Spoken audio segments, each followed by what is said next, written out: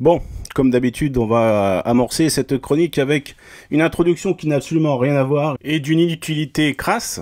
Il faut savoir que, sous conseil de ma femme, il fallait que je me débarrasse du pot Ricoré, dont Ricoré qui ne sponsorise pas la chaîne, mais il me le proposerait et je dirais oui tout de suite. Hein. Donc ça me servait de pot à crayon, je mettais mes stylos, mes feutres, etc. Et elle a eu la délicate intention de m'offrir cette magnifique boîte avec plein de compartiments où je peux trier les feutres, les crayons de papier, les stylos. J'ai même un compartiment pour mettre des tubes de colle. Et ça, elle l'a acheté dans un magasin Action. Chez Action, on a tout pour vous, parce qu'on sait que vous n'avez pas grand-chose. Petit prix, petit salaire, petit métier, mais au moins ici, le panier est gros. Action, votre temple du pas cher, parce que... qu'est-ce que vous pourriez vous offrir d'autre ?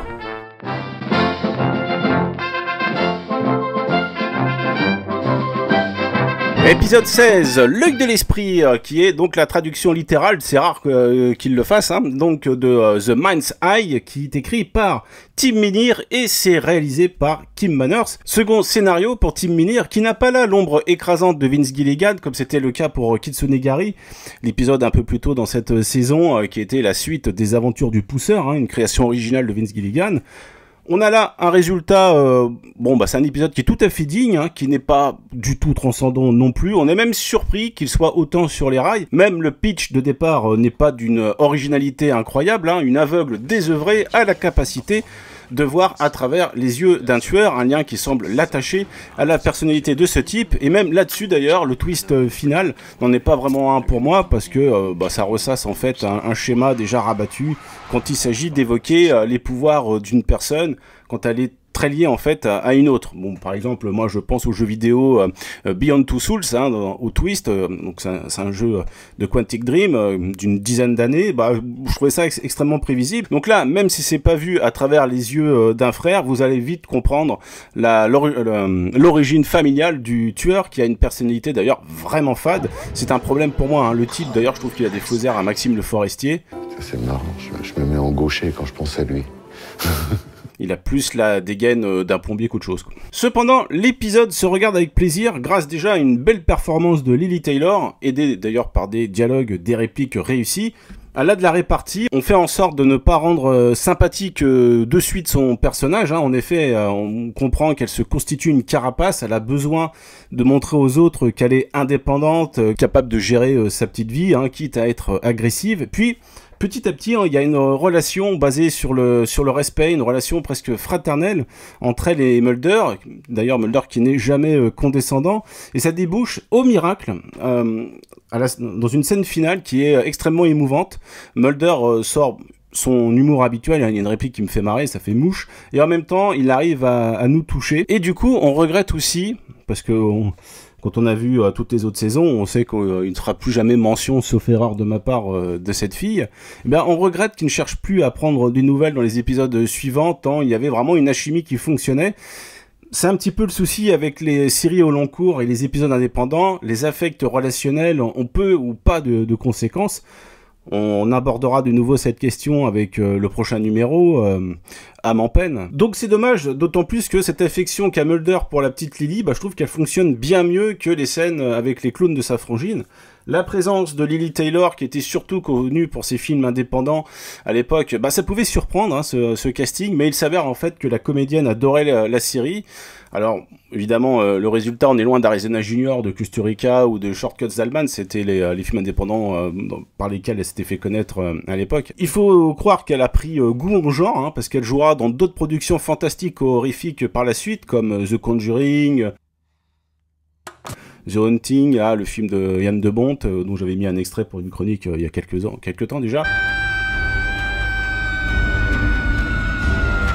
Laserface, cet opus de la saga Massacre à la tronçonneuse, c'est l'opus réalisé par les deux Français, Bustillo et Maury.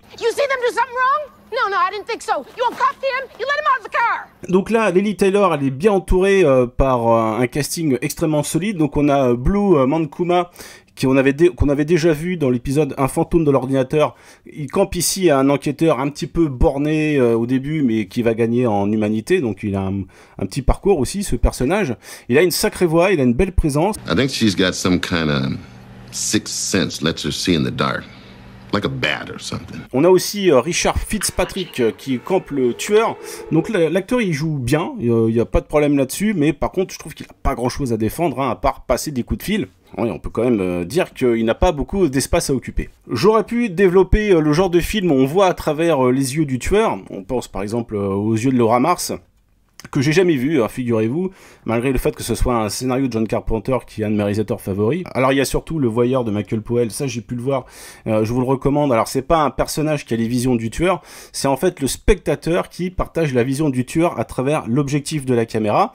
Vous avez des films aussi qui détournent un petit peu ce concept, alors par exemple Strange Days de Catherine Bigelow, où des enregistrements vidéo permettent de revivre les sensations d'autres personnes, y compris celles d'un meurtre. Je l'ai pas vu. Vous avez aussi The Cell avec Jennifer Lopez qui pénètre dans l'esprit du serial killer et perçoit les souvenirs et les visions. Il faudrait que je mate le DVD, c'est un DVD que m'a filé Arthur, d'ailleurs avec la VHS de Meurtre avec Fernandel. Ah non, ça c'est peut-être ma grand-mère. Je ne veux pas que tu t'en ailles, Isabelle. Je ne veux pas qu'on se quitte. Je veux que tu vives, moi. Longtemps. Toujours. Il faudrait que je le voie parce que j'avais vu plusieurs passages en fait, mais jamais en entier. Et visuellement, il y avait quand même des trucs qui étaient assez étonnants. Et d'ailleurs avec un costume là, des rayures, qui ressemble beaucoup au costume qu'on voit dans le Dracula de Coppola. Mais d'ailleurs, il me semble que c'est le même design, enfin le même concept de l'artiste qui a bossé sur les deux films. Il est surprenant pour cet épisode de voir que cet atout dramatique et visuel est très peu exploité. On est vraiment dans un épisode un peu déceptif, mais d'un autre côté, cela met en lumière le jeu de Lili Taylor qui s'en sort très bien. Donc pas de moment fort à isoler, hein, peut-être tous les interrogatoires qu'elle subit, et puis donc cette belle conclusion beaucoup plus intéressante que les scènes de crime, qui ne semble intéresser personne, hein, ni le scénariste, ni Kim Manners. Donc du coup pour cet épisode je lui mets quand même un bon 5,5 sur 10 hein, pour l'interprétation. J'hésite à mettre 6, mais ça serait vraiment trop le mettre en avant, donc allez 5,5 sur 10. Voilà. Allez, à la prochaine, ciao.